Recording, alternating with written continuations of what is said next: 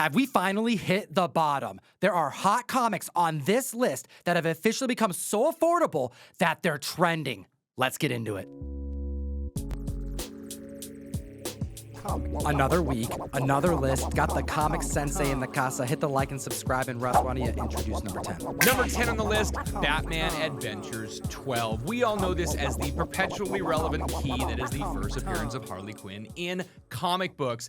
Now, we report that it's a $1.2 thousand average sale. It's a super hot book, and a recent high 9.8 went for $2,800 in a buy it now.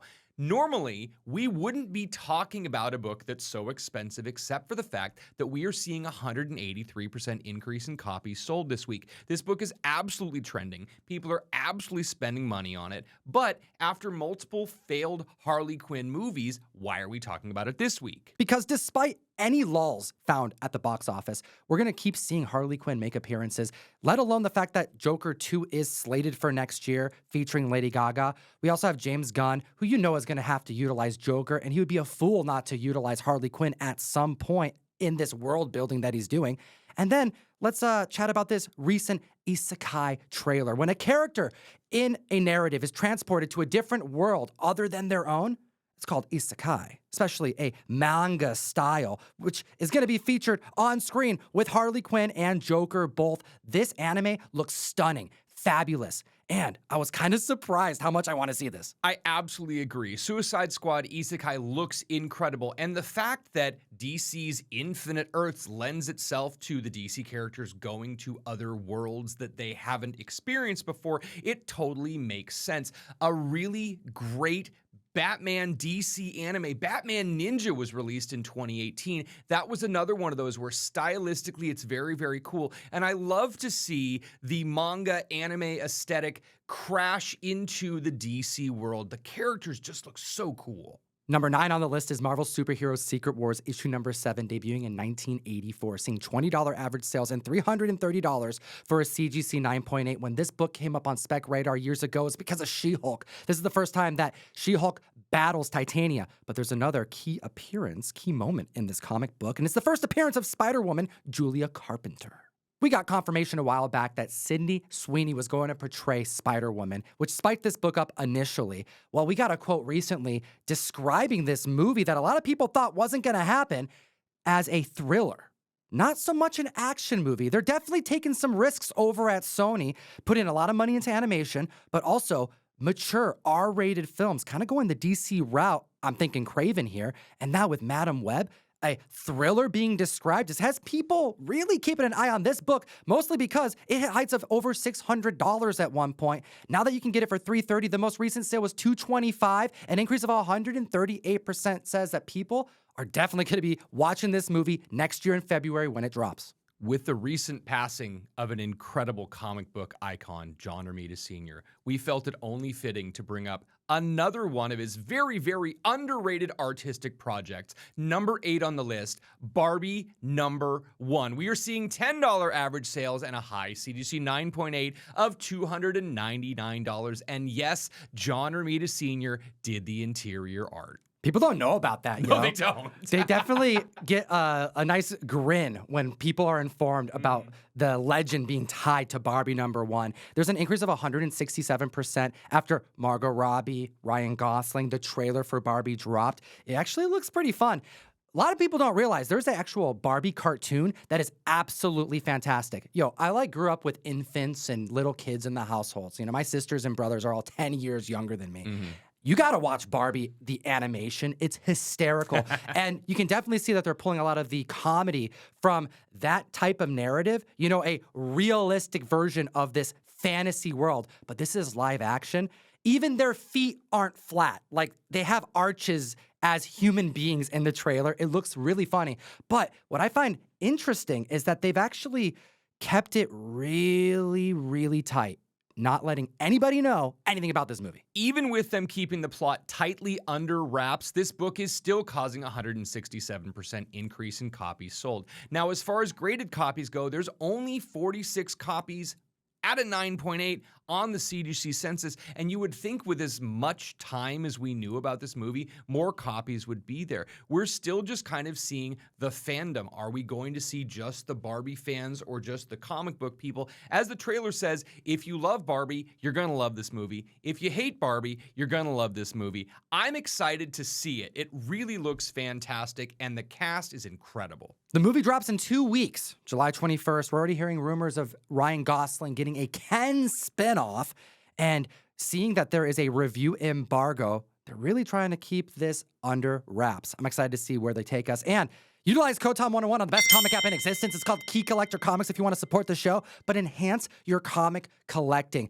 You were out of the office for a long time. How did you keep up with all things comic books, Russ? Oh my gosh, even from the hospital bed, I was reading what the trending 20 was every single week. I was keeping up on my new comics because even though I was out for medical reasons, I knew coming back to the shop, I was going to have to be up on all the hottest books. Use that code, keep up with us. We source all of our comic book information. There was a recent update on Key Collector. Used to only just have the keys, which was a really powerful tool. You skip all the stuff that's kind of fluff, the stuff that you don't need to know about if you're actively hunting. But there was an update of over 400,000 comic books to the app, and you can actually switch off just the keys and see everything. It's essentially your price guide on your phone in its entirety. Number 7 on the list, Hulk #1, which is proving itself to be another one of these modern, perpetually relevant books. Only released in 2008, this is the first cover appearance of Red Hulk General Thunderbolt Ross. We are seeing $80 average sales and a high CGC 9.8 for $359. It's a 146% increase in copies sold. And while we know we are a very long ways away from the Thunderbolts movie, we had a bit of a cheeky conversation with Anthony Mackie about Harrison Ford and a pair of pants. So Anthony Mackie's on set with Harrison Ford in a couple pictures. They're sitting down. They're having some beers. I don't know what they're doing, okay? And Harrison Ford is clearly in some pants that are shredded. So the whole thing with this book is, will Harrison Ford go full Red Hulk? We all expect it. I don't think it's going to be a surprise when we see it. However, we don't know if it's going to happen yet. And seeing shorts that are ripped up indicates that he's probably going to Hulk out. Well, Anthony Mackie was in an interview because he's doing like a Twisted Metal show. It's a live action, from like the PlayStation days, guns on the car and all that. Pretty cool. And he had this to say about Harrison Ford and his pants. See, Harrison and I, we go way back. A lot of people don't know this. This is our second time working together. He came down to Atlanta, and they lost his luggage. So I gave him a pair of pants. But those are my work pants from working in the yard. Harrison, he's a curmudgeon. And he goes, Anthony, just give me the damn pants. And I was like, all right. So that's all it was. He just needed some pants. When Harrison Ford says, give me your pants, I do it. What would you do in that situation, comic fam? Would you lend Harrison Ford your pants? But real talk, I think this is actually probably confirmation that he's going to fully Hulk out because he's spinning this funny, silly story about pants. And we're also hearing rumors that Thunderbolts, possibly General Ross, may be featured in Secret Invasion over on Disney Plus at some point throughout this series. It's only going to spike this book up more, considering that this comic has hit heights of $750 for a CGC 9.8 and can be purchased for under $250 right now. Maybe a good time to buy. Number 6 on the list, the return of Kobe Smulders. Smulders. New Avengers #4, first appearance of Maria Hill in the Marvel comic books. And as we know, Kobe Smulders came back and reprised her role as Maria Hill in the new Secret Invasion show. Spoiler alert, she did not last very long. I'm looking at the credits, and it's like, special guest star Kobe Smulders. I'm like, oh, maybe we only get one spec. And Tom and I have been talking about this exact book, New Avengers #4, since like 2018. I think even 5 years ago when we first had rumors that Secret Invasion was going to happen, Kobe Smulders was going to come back and be Maria Hill. She's a director of S.H.I.E.L.D. at one point. Like, she's a major character. I haven't seen her in years. And they kill her off in the first episode? I have no idea. Scroll. But $12 average sales and a high CGC 9.8 for $100. And that's actually really high because market price seems to be more realistically typically between 65 and 75. It's still a 200% increase in copies sold because of this appearance. And there are a lot of copies on the census, 275 9.8s.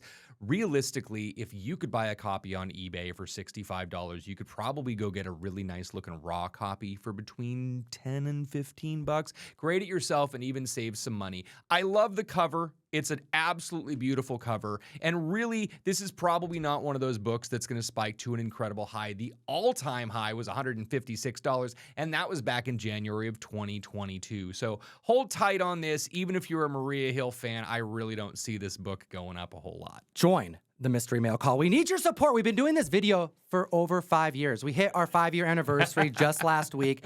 That means for over 250 weeks straight, every single week, whether I was sick, whether I didn't want to do it, or whether I did want to do it, but I messed up the recording and had to do it again. I was here. So support what we do. And we'll send you comics every month, you know? Link in the description, comictom101.com. We're sending everybody a key comic in their box. Every box gets 4 to 5 comic books. We tend to do more than one exclusive. But the guaranteed exclusive across the board is ASM 26, Peach Momoko cover, Death of Kamala Khan. And if a Peach Momoko book wasn't enough to get you to hit that button, there is an incredibly stunning Silk #1 with the cover by Bjorn Berend. You gotta sign up this month. It is an amazing value. 35 bucks. We send it in a box with love and gratitude. And let's look at number 5 on the list, because you remember, weeks ago, we were talking about Ruins. Yes, TikTok glommed onto the fact that Ruins was an alternate universe for Marvel and just a super, super dark end for a lot of Marvel characters. Well, that book, which is 20 years old, by the way, is spiking because of the community at large and the mainstream learning about it for the first time. Well, it's happening again this week. We warned you about FOMO last week. Well, we're warning you about FOMO again this week. Spider-Man Spider's Shadow #1 by Chip Zdarsky. This came out in 2021. It's a what-if narrative, but it is over the course, I believe, of 5 issues, and it covers what if Peter Parker never got rid of the black suit. And it gets dark. Peter starts killing people. It is amazing. Everyone needs to read this. $5 average sales, 9.8s for $40. What does that tell you? It's just a break-even proposition at this point. I mean, there's 132 copies at a CGC 9.8. And if you're spending $5 on a raw copy, $30 to get it graded, ship it there, ship it back, whatever, you're really looking at about 40 bucks after all is said and done. I mean, yeah, you could get it done on your own, but I mean, this seems like a lot of work for a book that is probably not going to have any payoff. Especially when you consider the last CGC 9.8 sale was $26. A buyer lost money. However, this is another story that hit the mainstream over on TikTok. We're seeing the effects of short-form content as it pertains to comic book readership. A lot of people don't read their comics. That's what I suspect. And when they get a glimpse, a little bit of marketing, because heaven forbid the publishers do any marketing on their damn books, people love it. They love comics. This right here excites me, not because of the spec, but because of the Chip Zdarsky goodness, but also because this shows that when people can be introduced, just a taste of what these stories contain, they go all in. This is the proof. Number 4 on the list, Venom 2099, #1. We are seeing $8 average sales and a recent high CGC 9.8 for $99. This is the first appearance of the second Venom 2099, Aaliyah Bell. And that $99 sale seems to actually be the market. I know there were some outliers, some lower sales in the $40 to $50 range, but it seems to have recovered, and a 280% increase in copies sold this week. Spidey 2099 #1, Miguel O'Hara, is officially the hottest book in the world, week over week, because of how affordable it is, but also the demand is very high, and the supply is indeed there. It's outperforming ASM 365 for the first time in comic history over this last month. Seeing a futuristic version of a character being utilized in the animation has provided a lot of hope in these multiversal characters, and considering we're going to likely see alternate versions of Spider-Gwen, which is why we were seeing so many spikes on Spider-Gwen Shadow clones in recent weeks. Members are looking for other Sony-verse characters that they may do a spin on. Why not Venom? At this point, it seems like everyone in the Marvel Universe has been Venomized. The Spider Shadow book we just talked about, almost all of the Avengers got Venomized. That's true. Captain America was Venomized. I want to say The Thing, as well as Mr. Fantastic. Everyone gets that treatment. There was a Venom-Verse crossover where they Venomized Thanos and a whole lot of the baddies from the MCU. So realistically, even if we're just flashing forward 75 years to 2099 and Venomizing more people, okay, that's fine. We're just creating more characters. So if they're going to put them into a movie, again, anyone can be Venomized. I think of all the characters in the animation that Miguel O'Hara was one of the biggest surprise hits, and the community clearly is backing this futuristic version of the Spider characters amongst a plethora of Venomized characters. When you add that fact that 2099 is a place that people want to go back to, they want to see characters from this world, it makes a spec like this rise to the top compared to others. I like it. Dude, you did so many giveaways on Whatnot yesterday. It was insane. Folks, if you're not following Tom over on Whatnot, you gotta be doing it. You are missing out. We've given away over $10,000 in comic books in the last 6 months. Join us on Whatnot, link in the description to get a $10 credit after your first purchase, and you support the show, but you don't actually have to buy anything to enter any one of these giveaways. I gave away a Zelda 1, first Shang-Chi yesterday, Spectacular Spider-Man 90, classic Doom cover was given away, first appearance of Gru the Wanderer was given away. Link in the description. Join us on the best new place to buy and sell collectibles, and let's chat at the list at number 3, Daredevil 270. A Daredevil book from the 1980s on this list, Tom? Absolutely, folks. This is the first appearance of Blackheart, the son of Mephisto. We are seeing $30 average sales and a high CGC 9.8 for $280. Now, Sacha Baron Cohen is supposed to be playing Mephisto in the new Ironheart show, and there are a few rumors out there that if we're seeing Mephisto, we may very well see his son, Blackheart. The Blackheart spec started way back during the WandaVision days when the Mephisto spec was off the chain. It hit $500 heights back in 2021. Now that you can pick it up for under $300, members are seeing this as potentially good spec because there's some meat on that bone potentially. An increase of 360% in copies sold after the category Nick's Picks on Key Collector Comics put this comic on the spec list to consider. Nick's Picks is a category that gets updated weekly by the creator of Key Collector Comics, highlighting books that he thinks are worth you considering. Now, normally you wouldn't expect the creator of an app to be so hands-on, but the fact that Nick goes through and uses his extensive comic book knowledge to pick books that he feels are undervalued is an absolutely underutilized tool. You gotta use the code for that app. Now, leaks about the Riri show is officially happening, but nothing's confirmed. This is what is being said. Mephisto will mostly be seen in his human form in Ironheart, while only giving glimpses of his true form. Mephisto has the Hood stealing tech from him to build an advanced biosuit in Ironheart. I'm excited to see Sacha Baron Cohen play anybody in the MCU. I'm most excited to see the Hood. That is a character that nobody's been specking on, and I think people are really going to be missing out if they're not in on it. And then number 2 on the list is Uncanny X-Men 266, the first appearance of Gambit. Yes, we have another hot book, an extremely expensive book that's been on the Hot 10 recently that's trending this week. What does that mean, Russ? I think what it means is the general public agrees that the price is actually fair. When you're talking on the Hot 10 list, you're seeing a 9% increase, a 15% increase,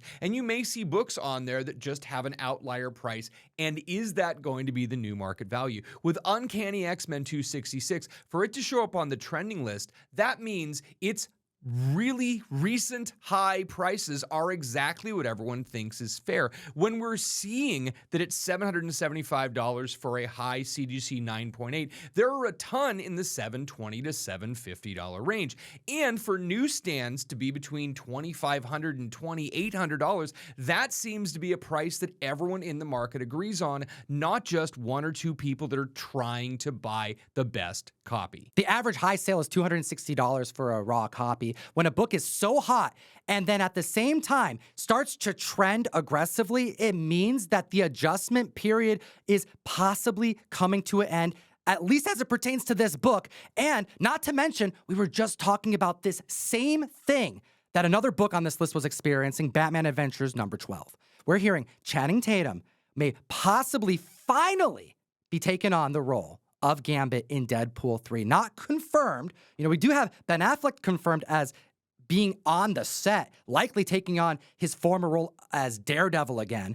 could we be seeing a Gambit featured for the first time in a way that collectors and fans would enjoy? I mean, this has been a rumor for over a decade, and I would be excited to see Channing Tatum play Gambit. And with Deadpool #2, the fact that we got to see Deadpool and Cable in their frenemy relationship on the screen, I think it would only make sense to introduce Gambit in the next Deadpool movie. Like, subscribe. We're going to be here every 7 days covering this rapidly moving marketplace. It's getting busy, and I love it. At the list at #1, we have a brand new comic book that just came out, and there are multiple reasons to spec on it, and it's showing in the sales. Extreme Venom-Verse, issue #4, the 1-in-25 ratio variant. We are seeing $100 average sales for this book. We are seeing high sale of $175, and I believe that is going to continue to climb because we have auctions that are already over $100, and Buy It Now is listed for $200 now. It's a brand new book this week, but it is an incredible cover by Takashi Okazaki featuring Necroco, who is a new Venom symbiote. I love this. It is very stylistic, very much a Harajuku Girl style Venom. And the fact that you have to think about Takashi is the one that created Afro Samurai and Batman Ninja, which we mentioned earlier. It's an incredible aesthetic that I think really hits a lot of the fandom that we don't normally see crossovers with. Not to mention that we're seeing even more multiversal characters. Marvel is actively trying to introduce new versions of characters that they know is a safe bet that if anything takes off, could get their own solo series. And clearly this one has to be on top of their radar. It's a unique take. And this run needs to be on everyone's pull list because every issue has so many intriguing stories by A-listers. Peach Momoko has a horror narrative in one of these issues. It is something to keep an eye out for spec, for covers, and for narrative as well. So this feels a lot like Edge of Spider-Verse, where they keep introducing more and more spider characters. And even in the solicitation, they mentioned that you're going to see never-before-seen Venom symbiotes. So if you're not in on Extreme Venom-Verse, what are you waiting for, guys? You should really be buying this. Plus, couple that with all of the new characters. We have superstars like Mirka Andolfo, Ryan North, Paolo Siqueira, bringing this all together to get you Venom stories that you have never thought about. Like and subscribe, and as always, Geek responsibly. enough said.